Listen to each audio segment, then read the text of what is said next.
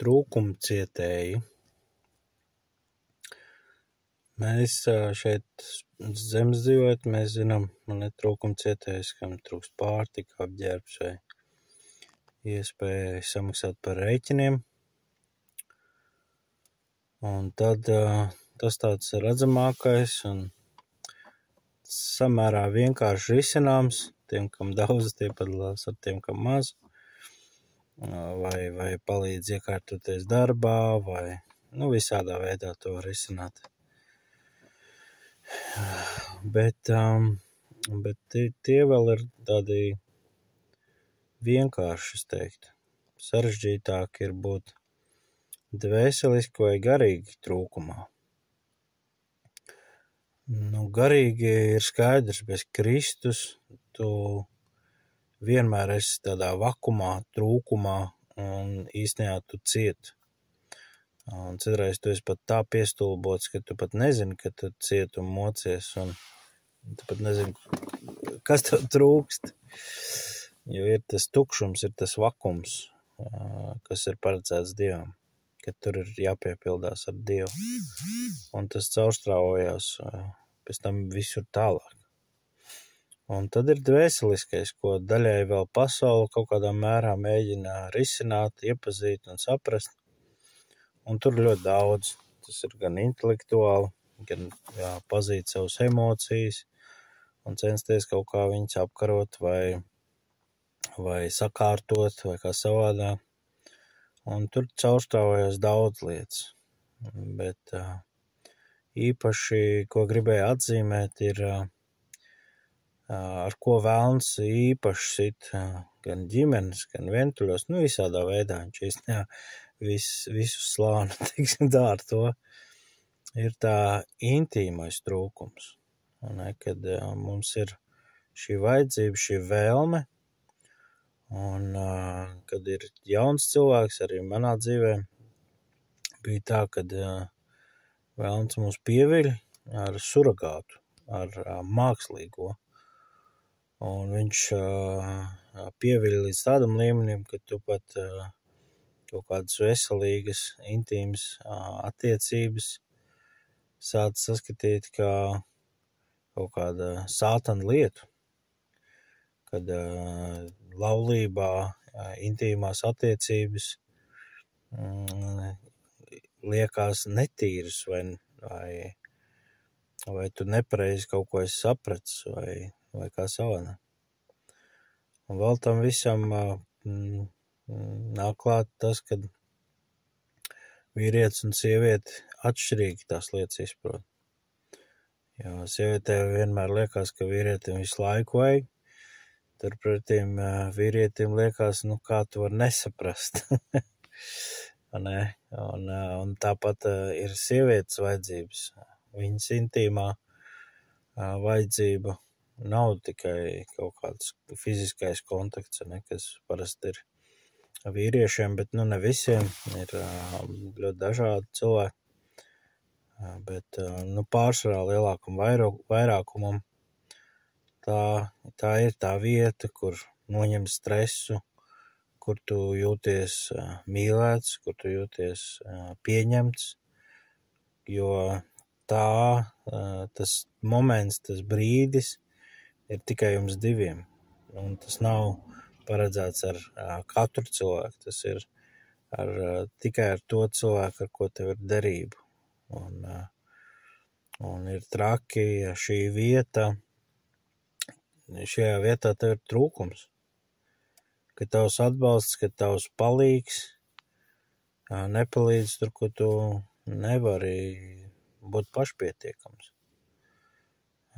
Tad tā ir ļoti laba vieta, kur ragainējiem izpausties. Gan jaudas ziņā, gan apsūdzību ziņā, gan arī fizisko kaut kādu pēc tam emociju, dvēselisko pārdzīvojumu kontekstā. Jo ilgstoši esot tajā pozīcijā, tad iedomājies, ilgstoši neēst, vai ilgstoši nedzert, vai ilgstoši būt nosalušam. kaut kādā brīdī tas aiziet līdz vaiprātam, teiksim tā, vai kā. Bet Pāvils mūs aicina domāt, kā nedomāt, bet viņš aicina, ja ir iespējams, ka pat cenšamies bez tā iztikt. Un tas ir savā ziņā, es pieļauju, pat upuris, maksa par to, ka tu esi gatavs ciest, gatavs panest šo trūkumu. Bet es redzu, ka ne visiem tas ir iespējams, un tieši tāpēc Pāvils arī aicina, ja nav, tad labāk doties laulībā. Tad atrod, kā piepildīt šo trūkumu veselīgi. Jo viņš norāda, ka ir labi doties laulībā, bet vēl labāk, kad tu esi viens, jo tad tu pilnībā var nodoties Dieva misijai, darbam, ne? Jo abi varianti ir labi, vienkārši viens ir labāks un vieglāks, ātrāks nekā otrs, bet abos ir iespējams pilntiesīgi izdzīvot Dievu. Viņš vairāk tur norāda, kad skaties pēc savām spējām, pēc savām jaudām. Un man personīgi es sapratu, ka tā ir grūta tēma, grūta lieta, un šobrīd vēl šķiet, ka es to viennozīmīgi viens nevarētu panest. Bet arī kā jau dzīvē, arī tu neesi gatavs samierināties ar kaut kādiem krikumiem vai lietām, kas nav pilnīgas. Tad tu esi bieži vien dilemmas priekšā. Ne. Tā kā jā, tādas drūmas pārdomas. Ja tas stāvoklis ir tāds, kad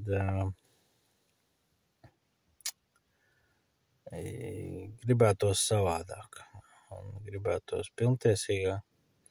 Protams, pirkstiņi norādot uz kādu, 3 pirkstiņi vienmēr skatās uz tevi, ne? Tā kā par to nav runa, bet tīri tā lielā bilde, kad nevēl Dievs radīja, ne, to ievu un ņēma no ribas un Ādamam viņa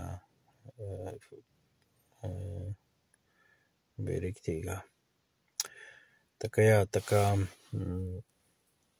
aicinu katru saprast, varbūt kā tu vari būt tas vīrs, kur tā sieva grib būt par kroni, kur grib nest tavu uzvārdu, nest tavas vērtības un darīt to brīvprātīgi, nepiespiest.